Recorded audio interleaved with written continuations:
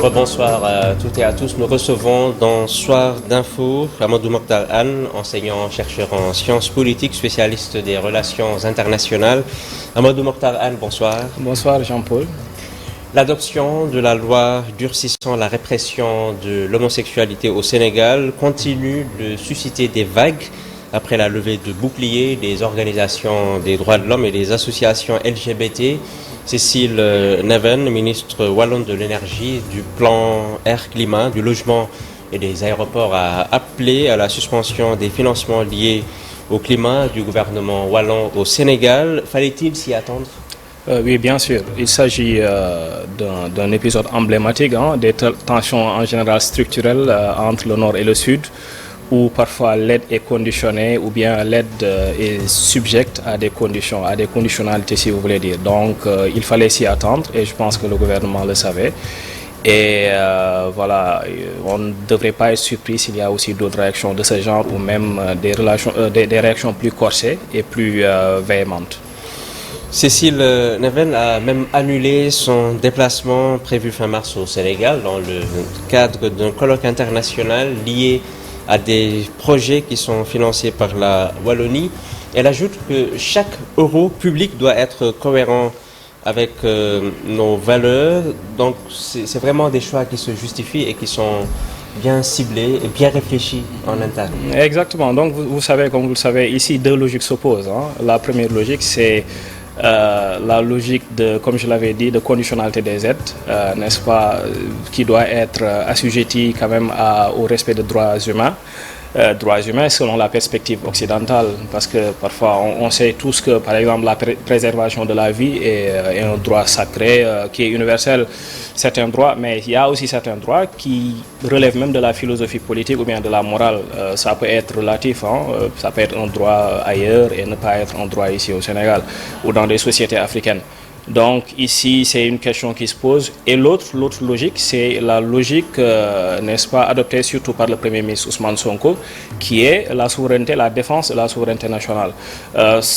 Il appuie ou bien il adosse son argumentaire sur un principe très simple qui est même fondateur du droit international public, qui est le principe établi même par la paix de Westphalie de 1648, qui est que chaque État est souverain et a le monopole ou bien peut légiférer de façon unilatérale et exclusive au sein de son territoire. Donc c'est ici deux visions qui s'opposent, donc on n'est pas surpris et aussi on assiste quand même aussi à des réactions de ce genre, surtout dans ce qu'on pourrait appeler le sud global, même si la scientificité de ce terme, de cette notion est un peu discutable, mais il y a aussi le reste de ce monde. En anglais on va parler de us and them.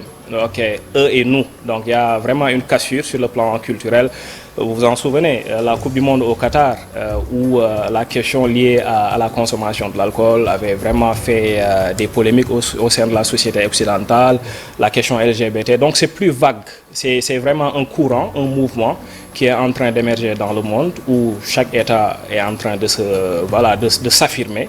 Mais aussi, il faut avoir les moyens de sa politique, comme on le dit. Justement, le Premier ministre de Ziguinchor, il dit qu'il va adresser à son retour un courrier à la ministre pour lui faire savoir que le Sénégal n'a pas besoin de ces aides. Est-ce que vous pensez réellement que c'est le bon positionnement pour un État, pour un ministre, un Premier ministre, de faire face à des États comme ça? J'aurais une réponse mitigée. La première réponse, c'est que ma première réaction est que, vu la conjoncture en ce moment au Sénégal, tout le monde le sait, les temps sont durs, il y a la dette, la question de la dette, il y a aussi la question aussi de certaines ressources, la gestion en tout cas de certaines ressources qui a été décriée, dénoncée. Il y a aussi des chocs exogènes qui pourraient venir, si vous voulez, du Moyen-Orient, qui pourraient affecter le Sénégal.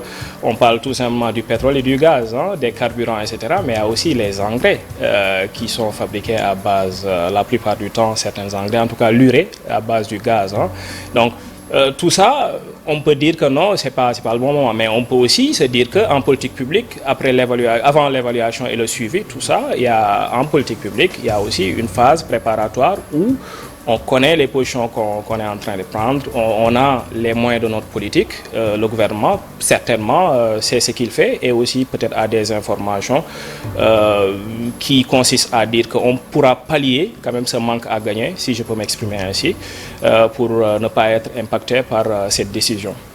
L'an 2 au pouvoir du président de la République, Bassirou Diomaye Diakhar Faye, et de son Premier ministre, Ousmane Sonko, quelle appréciation avez-vous du leadership sur le plan de la diplomatie et des relations internationales? Bon, pour être objectif, hein, au début, bon, ça allait à tâtons parce qu'on ne comprenait pas. Je l'avais dit, je pense, quelque part. Tous les spécialistes n'avaient pas vraiment compris parce qu'il y avait, si vous voulez, certains avaient même avancé d'effets de camouflage, hein, parce qu'en diplomatie, en géopolitique aussi, ça peut être bon, ça peut être bien. On ne connaissait pas. Il y avait aussi la seule constante qu'on avait remarquée, c'était la dénomination du ministère des Affaires étrangères. Au lieu de parler juste des affaires étrangères et des Sénégalais de l'extérieur, mais on parlait de l'intégration africaine aussi. Ça, c'était vraiment une idée de ce qu'ils voulaient faire. Après aussi, il y a une sorte de cacophonie. On voit le Premier ministre souvent. C'est normal, hein, parce que le président de la République a cet impérium, a cette prérogative de nommer ou de confier des missions à n'importe quel ministre, a fortiori son Premier ministre. Donc on a vu que voilà, les choses, on commence à comprendre un peu, mais sur certains dossiers, les Sénégalais, en tout cas, d'après ce que la réaction de certains Sénégalais, il manque encore un peu de cohérence. Mais je me dis que voilà, d'ici peut-être 2028, ça peut tarder, mais on verra, on aura les idées claires sur l'orientation qu'ils veulent faire. Mais pour l'instant, c'est un peu mitigé. Nous avons toujours 18 supporters sénégalais au Maroc. Certains pensaient que le Premier ministre n'allait pas revenir sans eux. Le procès a été renvoyé. Quelle est votre lecture de ce dossier sur le plan diplomatique? Donc, vous savez, ça c'est mal connaître les arcanes de la justice, surtout la justice marocaine.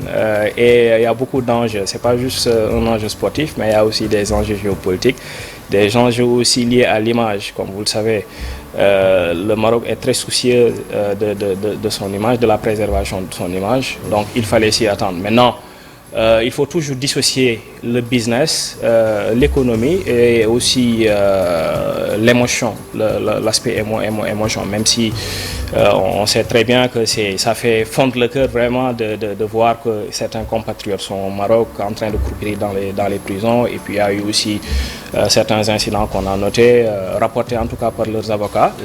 Mais la diplomatie se fait surtout en sourdine, hein, ça se fait, je pense que c'est l'erreur à toujours éviter. Voir un homme politique ou bien voir un homme qui agit dans le cadre diplomatique comme un messie. Donc ça n'existe pas. Vous savez, comme l'atteste les faits, en Iran, Donald Trump en ce moment est dans l'incapacité, cherche même de l'aide auprès de certains alliés. Alors qu'on connaît tous, on a été biberonné dans cette image de superpuissance américaine, infaillible, capable de tout faire, alors que donc il fallait vraiment être réaliste. On a manqué de réalisme en espérant qu'il y aura un dénouement heureux, parce que les deux pays ont beaucoup de choses à perdre, parce que leurs économies sont vraiment imbriquées. Il y a une interconnexion vraiment intense ou intensive, si vous voulez, de leurs économies. Ils ont beaucoup d'intérêts, comme je vous le disais, dans pas mal de domaines. Et le détroit d'Ormuz, actuellement au centre du monde. La décision de la CAF de retirer le titre de champion d'Afrique au Sénégal pour le donner au Maroc. Oui, et une décision qui a stupéfié tout le monde, parce que c'était sans précédent. Maintenant, ce qu'il faut faire, c'est que l'affaire est portée devant le tribunal arbitral du sport. Donc ce qu'il faut faire, c'est peut-être faire tout pour que le droit soit dit. Quand le droit est dit, voilà, la décision ou bien l'arrêt, ou si vous voulez, d'une cour, ou bien le jugement d'un tribunal doit inspirer confiance et ne pas souffrir de contestation. Donc si le droit est dit, chaque partie va l'accepter. Ils ont accusé réception de l'appel du Sénégal, on le sait, on sait comment ça marche, ça pourrait prendre plusieurs mois. D'ici là, le Sénégal rencontre le Pérou en France, ils ont décidé de faire une grande fête, avec notamment la superstar du Ndour. Donc le Sénégal reste champion d'Afrique jusqu'à ce que la décision finale soit levée. Exactement. Donc ça, il y a ce qu'on appelle l'aspect matériel et l'aspect aussi procédural. L'aspect sur le plan matériel, c'est le Sénégal qui est champion, qui conserve son titre, parce que voilà, il y a une procédure qui est vraiment suspensive. La preuve, on ne va pas rendre le trophée, la preuve, on ne va pas rendre les médailles.